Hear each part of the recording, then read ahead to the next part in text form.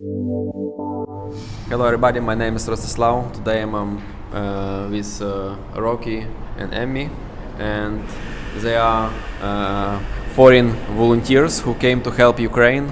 And my first question would be, what motivated you come to Ukraine? We had been looking for an opportunity to volunteer with an organization before the war broke out again on February 24th. And we were thinking maybe we'll go to the Sudan, but we wanted to help people.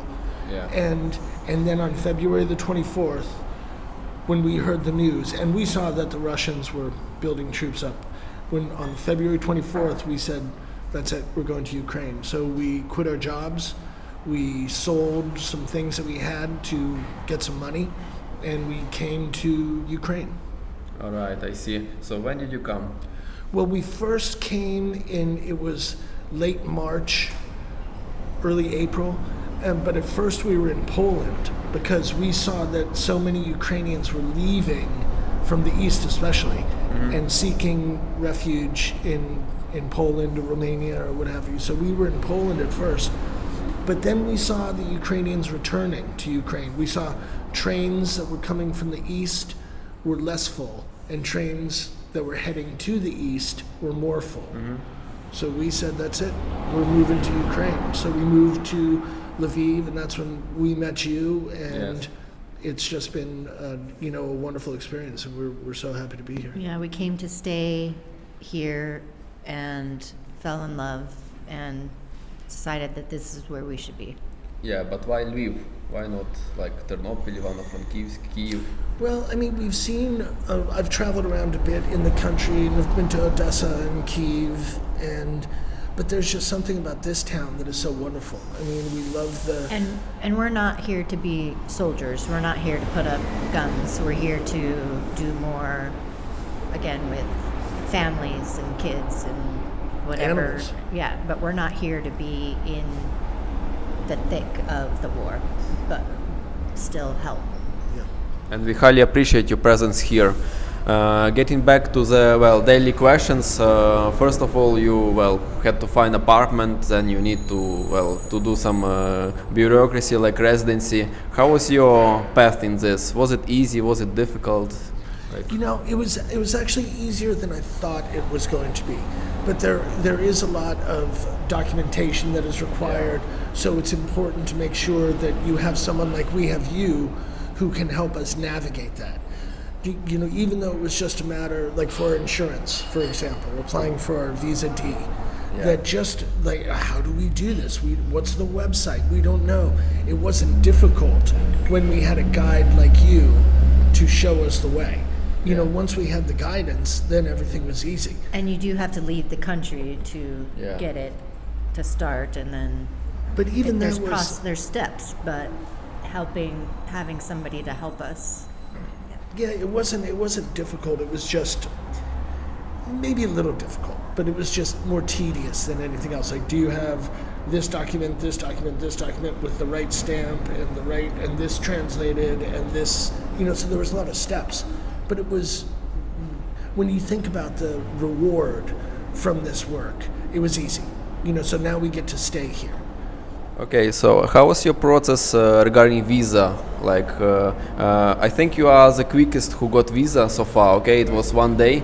On my YouTube channel, there was a lady from Canada who got her visa in 3 days. You were able to get it in 1 day. Right. We had early morning appointment and got everything in to them, and they said come back tomorrow after 3:00, and so next day we had our visas. I do have a couple things I would like to say about that, though. Like, so first of all, you can pay for an expedited process, and it's basically double the amount. So it's $360 US or whatever to expedite per application. Yes. But we didn't do that. So we just went in and we spoke to the guy, and we'd spoken to him on the phone twice from the ministry, Vladimir, the ministry in Lublin. Anyhow, and he was very overworked, but also very efficient. And so he said, come back after 3 tomorrow. But we've also learned something, and this isn't a disparaging remark about Ukrainians, but Ukrainians are not good at standing in line. Like if there's a line, somebody will just come in front. And they just go right to the front of the line. They don't wait. You're like, hey, I'm standing right here. They just go right to the front of the line. I'm here to ask questions. So when we went exactly, so when we were at the ministry, at one point I was just like, I'm just going in. So I just went in and walked up to the window, and my number hadn't been called. But they just processed our documents, and they were very efficient and very helpful and knowledgeable. Well, and I think they like Americans. Yeah. And these are, I guess, they're Ukrainians living in Poland, but who work for the ministry. Yeah. But anyway, our experience was we thought it was going to be a lot more difficult, but it was very simple, and especially with your guidance, you know. Thank you very much. And as we say, this guy he's the diamond of Lviv. This one here. Thank you for the kind words. I think I need to add that for humanitarian volunteers within that residency program, it's a bit simplified and easy for to get more people like you to come here. And we really had lots of inquiries to do this, and luckily everything goes very well. No refusal yet, and everything is perfect. Yes. So, what do you like exactly about Lviv? It's a beautiful city, Beautiful. and the people are kind. It's very different than the United States for us, but it feels very comfortable. And here. Cozy. When we went back we had to go back to the U.S.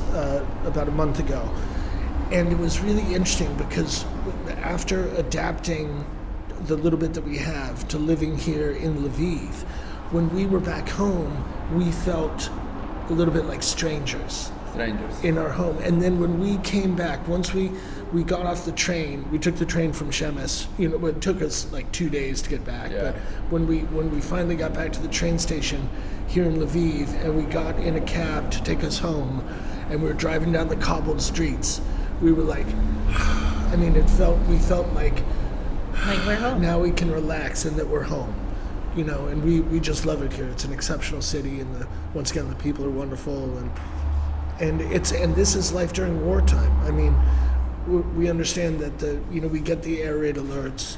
We're not getting hit with rockets and artillery right now. Yeah, we feel safe. We do feel safe, but we also feel, I mean, And we love walking around. We just walk everywhere, and yeah. But it's, I mean, to my point, I understand there's a war going on, and when people hear us talking about that we're living in Ukraine, and they're like, oh my God, be careful, and we are, you know, and I'm not discrediting what's happening out east or in the south, because it's no joke. But here it is, we can set up our operations here. We can help the people in the east and the south. We can help the folks that have come from the east and the south who are here. And we can still sit at a beautiful cafe and have a cappuccino and some whatever this is. Is that a cookie? Anyway, we can have a cookie. We've been helping with a family here that we've fallen in love with, a family of 5, and that we, you know, just grown to love all of them, And we also the talk. kids and the adults alike. If we could change one life positively, like if we could, like maybe there's a child who we helped, and because of the little bit that we did, they went on to do great things. If we could do that, everything would be worthwhile. We're hoping to do more than that, you know, but if it's just one person at a time, and if we can positively influence one life, it was worth it. We had also another interview with Task Force Yankee, the guys medics, former military medics from the US and other countries. So that they said there is a special medical kit, okay, and it costs like around $100, and it could really save life of somebody in the East. So I also encourage people to donate on those two. It would be highly valuable, since one of the biggest European wars in Second World War. Yes. And going back to the war topic, I think more people are curious how it is in Lviv these days. Like, you know, like we've been here for a while already, right? So like, did you see something like war, like time and so on? Did you see like Well, we've worked. What was, We work a lot with The soldiers. military volunteers who are coming over. Okay. So, and sometimes we just give them a place to stay. Sometimes we can network with someone to get them transportation or medical supplies. One of the first things we did when we got here. Each was, time we've come, we brought Well, but medical the supplies. The first, we were involved in bringing 130 cases of IV fluids that went out to, the soldiers and the people who are wounded, the civilians who are wounded. But 130 cases, I think there's 20 liters to a case. And just getting these supplies from this place into a truck, to another truck, to get to the people who need it. I mean, that was like a But great. that's, one of the requests, the biggest request has been tourniquets. And Yeah, tourniquets, exactly. I know, Right, and, it's and so we horrifying brought when- some, but Appreciate definitely more is needed. Yeah, it's horrifying when you think about it, because whenever we speak with, our friends out east, what do you need? They say Israeli bandages, tourniquets, IV fluids. And when you think about why, it's terrifying, but that's what we need to do. So, we're not soldiers, we're not combatants, but we do support them any way we can. So. Yeah, we try to support the soldiers as well as the displaced. Yes, and I appreciate you coming here. And maybe do you have some piece of advice for those who want to come here to help? There are people who come over here who want to help, but make sure that you actually can help. If you're just coming over here and you want to go to Kharkiv or Dnipro or Zaporizhia to take a selfie and hand out a box of food, you might not be helping as much as you're taking resources away from the people who are there. So if you're going to come over here, the first thing I would recommend is make sure you have time to spend. If you're coming for 6 days, stay in Poland. Work at Medica, help the people who are crossing the border there.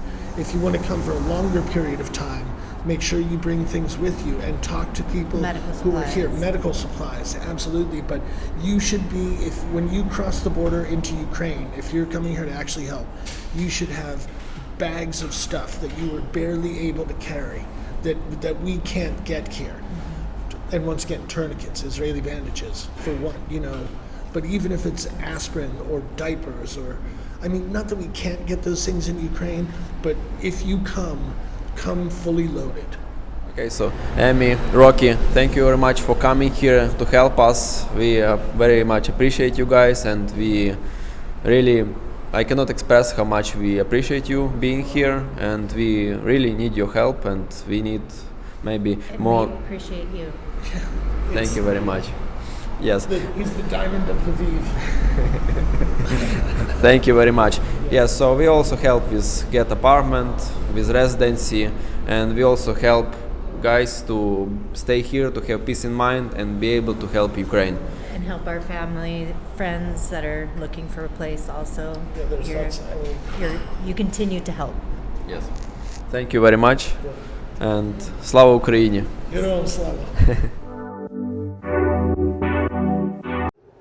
You're like the Ukrainian Brad Pitt of Lviv. Okay. It does smell like green tea. It's this Matcha. matcha. Yeah.